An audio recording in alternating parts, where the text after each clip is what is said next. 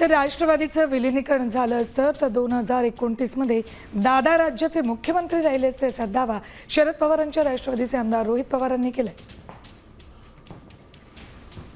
दादा असताना विलीनीकरण होणार होतं, दादा असताना विलीनीकरण झालं असतं तर मी तुम्हाला आत्ता आत्मविश्वासाने सांगतोय 2029चे या राज्याचे मुख्यमंत्री हे दादा 100% त्या ठिकाणी झाले असते।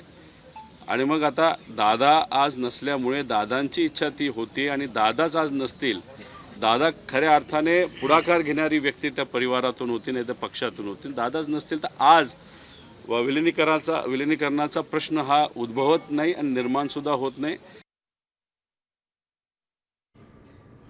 तर सुनेत्रा पवार मुख्यमंत्री झाल्या तर आनंदच आहे, 2029 पर्यंत नक्कीच त्यांच्या पाठीशी आम्ही असू अशी प्रतिक्रिया शरद पवारांच्या राष्ट्रवादीच्या खासदार सुप्रिया सुळेंनी दिली।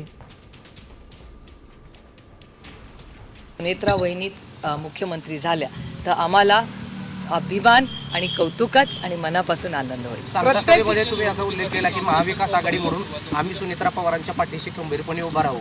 महाविकास आघाडी म्हणून येणाऱ्या कालावधीमध्ये महाविकास आघाडी म्हणून सुनेत्रा पवारांच्या पाठीशी तुम्ही ठामपणे उभा राहू? हो, 29 पर्यंत नक्कीच ना। तर बारामतीमध्ये आज अजित पवारांच्या निधनानंतर पोटनिवडणूक होती। ही पोटनिवडणूक होत असतानाच सुनेत्रा पवार या मुख्यमंत्री व्हाव्या आणि त्या झाल्या तरी आनंदाची अशी प्रतिक्रिया येते।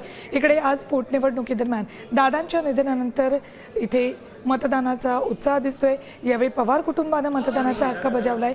उपमुख्यमंत्री सुनेत्रा पवार, खासदार सुप्रिया सुळे, खासदार पार्थ पवार, आमदार रोहित पवार आणि शर्मिला पवार यांनी मतदानाचा हक्क बजावलाय।